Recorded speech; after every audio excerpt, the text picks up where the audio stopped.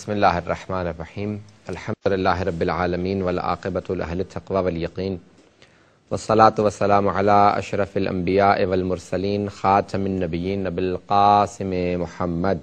Allahumma salli ala Muhammad wa ali Muhammad wa alihi tayyibin tahirin al ma'sumin la siyama baqiyatullahi fil ardhin ruhi wa arwahul alamin li turabi maqdamihi al fida.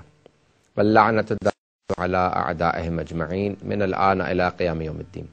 أما بعد. السلام عليكم جميعا ورحمة الله وبركاته. We had stopped at the stage of explaining materialistic ideology and divine ideology. In a materialistic ideology, it is based on denial of God. And a divine ideology is based on accepting a God or God. And hence you study the true religion, because then there will be many ideologies that accept God, which are divine ideologies, supposedly, but they are not the correct ideology. There may be many religions that believe in a God, but they do not believe in the true God, or the ideology is not based on the true religion. So you have the basic roots of religion, which are Tawheed, which are the acceptance of the divine unity or oneness of God, or just accepting of God, the prophethood or messengership, and the hereafter. And then you will come towards Islam, where you will say that these are the three main things they're known to be, but there will be many other beliefs that are connected to these beliefs. They are beliefs, but they are not usul-e-deen.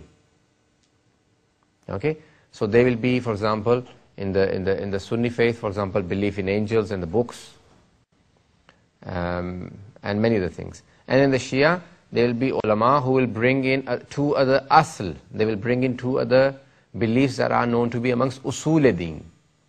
They will say that no, we need to mention adl as an independent usul-e-deen, because there are people who give it wrong definition, or they deny the divine justice.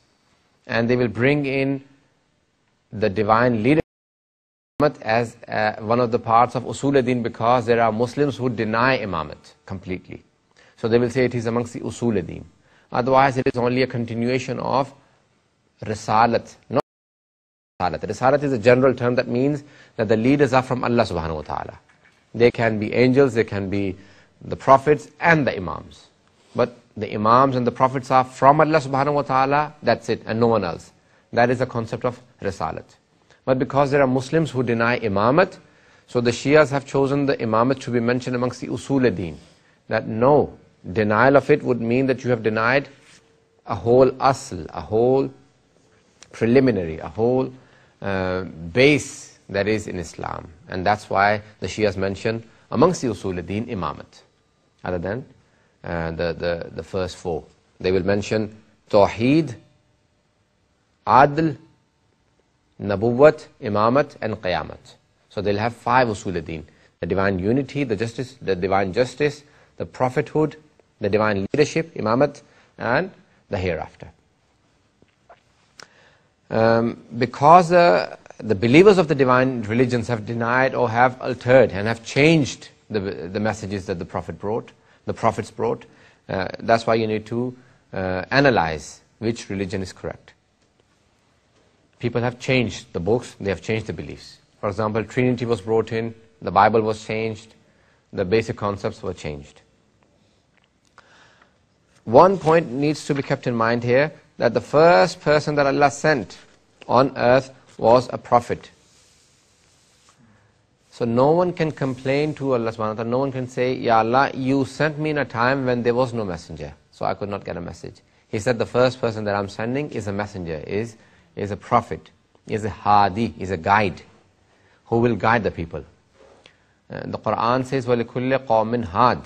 Every people, every nation has had a guide from Allah subhanahu wa ta'ala. وَمَا كُنَّا نُهْلِكَ الْقُرَى حَتَّى نَبْعَثَ رَسُولًا.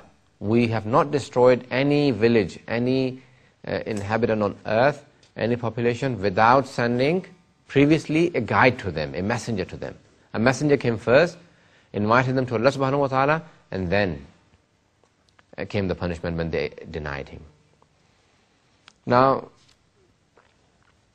the scholars argue that, and also the psychologists argue, that human beings are born with this instinct and this nature within them that they want to know.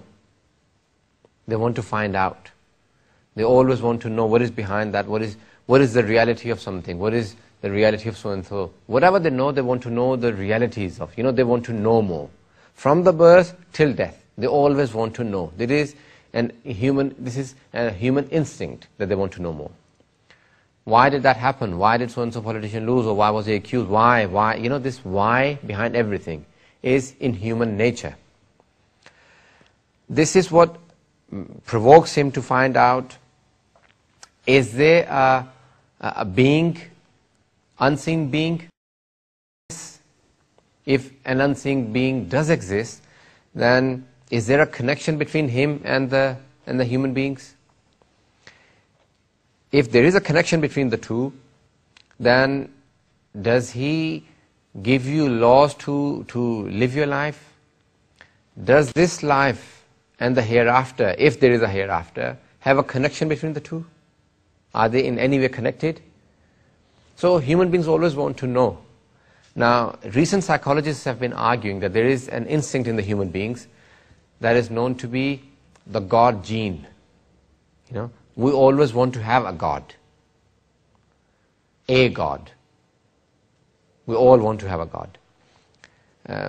Many psychologists have argued this, and based on that, many of the Islamic scholars also say that this is what the Holy Prophet had said, that kullu mawludin yuladu ala fitratil Islam. Every child is born on the Islamic nature, in the belief. The fitrat is the nature or the belief in one God. Psychologists argue, and Ayatollah Jafar Subhani is one of the contemporary theologians. He's one of the biggest living theologians, experts in ilm-e-kalam mutakallim. He accepts that argument, that no, it is not one God, but it is a God. So your nature says that there is a God, believe in a God, not the God. He says yes, that is what the Holy Prophet is saying. So if you guide him, and he follows his instinct, and he questions himself, then he will get to the God. But in his instinct there is the question for a God. But many argue, no, in your nature there is the argument for the God. Ayatollah Misbah Yazdi says, we don't need to go down that path. Because what may happen is, the danger of that argument is that a person may come and say to you, I don't have that nature. My nature doesn't invite me to Allah subhanahu wa ta'ala. My nature doesn't invite me to a God.